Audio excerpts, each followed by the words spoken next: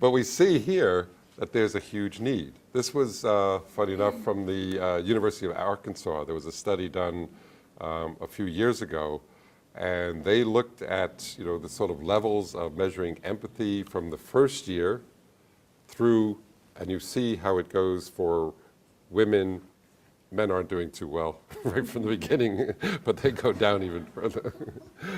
Men, over the 4 years, and what are we doing in our teaching? If that's one of the things that we are trying to bring in to our students, so there's definitely work that needs to be done. And this is just some snapshots of some of our educational efforts. So the bottom left, that's Dr. Lau talking to Dr. Reese and maybe saying, come on, let's get some more hours in the But you students have the power, really, they will listen. If you guys say, I'm really wanting more of this, I'm getting, for different reasons, they will pay attention.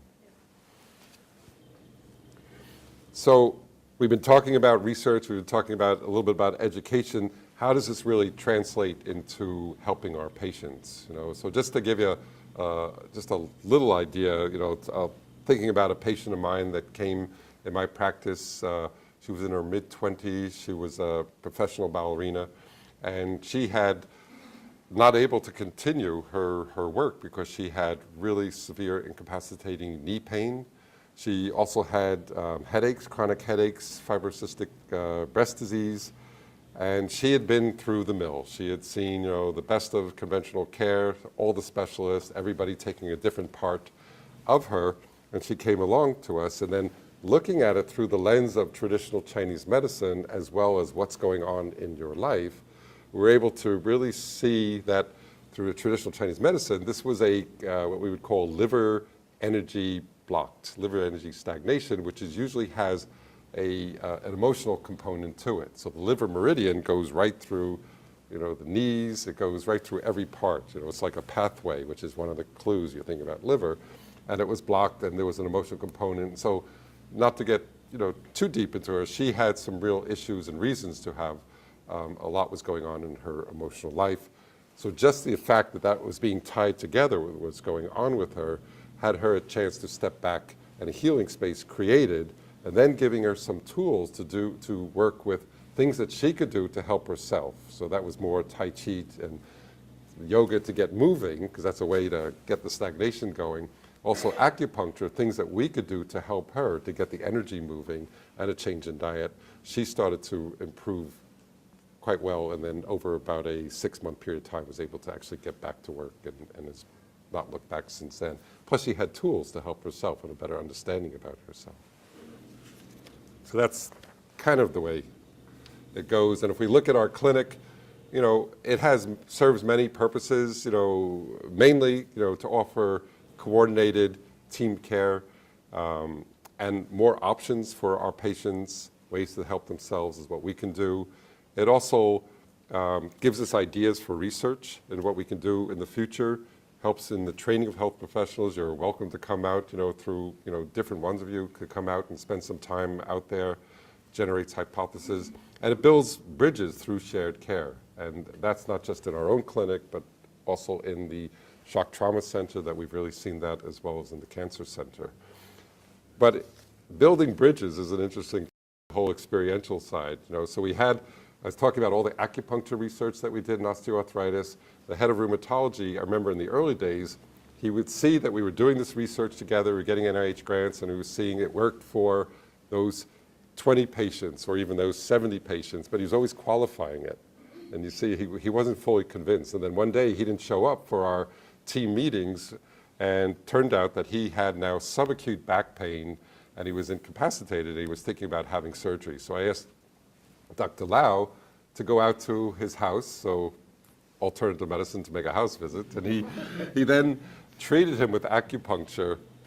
The next day, Dr. X came back into the School of Medicine and said to the chairman of epidemiology at the time, I was cured by acupuncture. and from then on, he was a big believer, and I mean, things really shifted. So there's that experiential side that can make all the difference.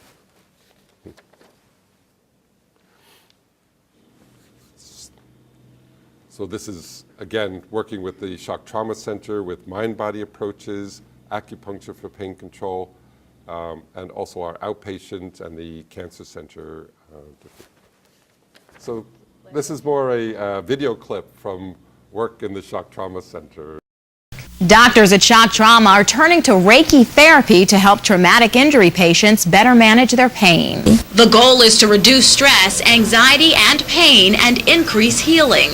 Kim Lorraine Holland wound up here after a terrible motorcycle accident. I broke my femur and my ankle, and I dislocated my knee. Due to that energy flow, due to getting in that zone, your brain is actually able to produce those pain-suppressing chemicals that give you that sense of decrease in pain, a sense of calmness, a sense of well-being by being able to tap into that. They're much calmer, they're much more open. It takes me out of the hospital, it takes me away, and takes me to different places, it deals with my pain in a different way. Shock Trauma and the University of Maryland Center for Integrative Medicine are also offering acupuncture for pain management and conducting a study to learn more about the potential benefits. Donna, do you want to add anything about, because you guys have treated, how many patients would you? Thousands now. We're probably over 6,000 patients, and we're in the main part of the hospital. Because we've had so many patients who came into Shock Trauma, then ended up coming back for orthopedic surgeries and things like that, and they would say, when I was in Shock Trauma, I had all this Reiki, I had guided imagery, but now I'm in Godelski, and I can't have it.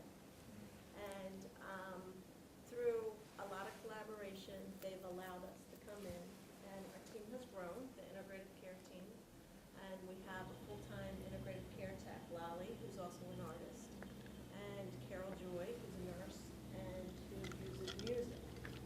And starting tomorrow, we're going to have a part-time guitarist who's going to start playing, and we have a student who's a cellist, and so she does work with the patients also. Nice. Great stuff. Great stuff. So this is just more media clips, impact, the word getting out. So if we look going forward to the future, who better than Yogi Berra? You know, I'm sure you all have heard of Yogi Berra, you know, from the Yankees. Tough to make predictions, especially about the future.